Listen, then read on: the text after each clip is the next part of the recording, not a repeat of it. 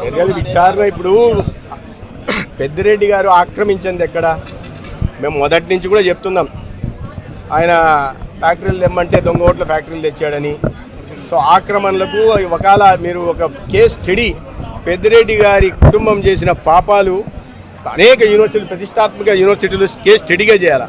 ఇటువంటి మోసాలు, ఇటువంటి ఘోరాలు, ఇటువంటి పాపాలు, ఇటువంటి కబ్జాలు, ఇటువంటి అరాచకాలు ఒక కుటుంబం చేయగలదా రాజకీయాల్లో అనే విషయాన్ని వాళ్ళని కేస్ స్టడీగా తీసుకోవాల్సింది. వారు చేయని కబ్జా లేదు, వారు చేయని పాపం లేదు. అక్కడెందుకు తమ్మలపల్లి ప్రాంతానికి పోతే, మదనపల్లి ప్రాంతానికి పోతే ఎక్కడికి పోయినా కూడా కబ్జాలు చేసిన చివరికి ఎంతకు బరి తెగించారంటే వాళ్ళ పాపాలు బయటకు పడతాయని చెప్పి ఎంఆర్ఓ ఆఫీస్ని దాంట్లో ఉన్న డాక్యుమెంట్లను కాల్ చేసే స్థాయికి దిగజారు.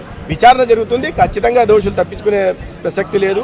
గతంలో మదనపల్లి ఫైల్స్ విషయంలో బయట అదే అటవీ భూములు కూడా అటవీ శాఖ మంత్రిగా అంటే మీకు వాళ్ళకి ఏమనుకున్నారంటే పలానా శాఖ ఇస్తే ఆ శాఖకు సంబంధించినవన్నీ నా ఆస్తులే, మైనింగ్ ఇచ్చారు, ఈ రాష్ట్రంలో ఉన్న మైనింగ్లన్నీ నావే, అటవీ శాఖ ఇచ్చారు కాబట్టి అటవీ శాఖకి సంబంధించిన లక్షల కోట్ల భూములు నావే, ఇటువంటి భావనలో ఉన్నారు. బహుశా వారికి తెలియదేమో. దాంట్లో ఈ చట్టానికి ఎవరు అతిథులు కాదు. పెద్దిరెడ్డి రామచంద్రారెడ్డి గారు కాదు, పెద్దిరెడ్డి మిథున్ రెడ్డి గారు కాదు, ఎవరైనా సరే, ఏ స్థాయి వ్యక్తులైనా సరే ఆ తప్పు విచారణ జరుగుతుంది. విచారణ తర్వాత కటకలరాలు లెక్క పెట్టాల్సిందే.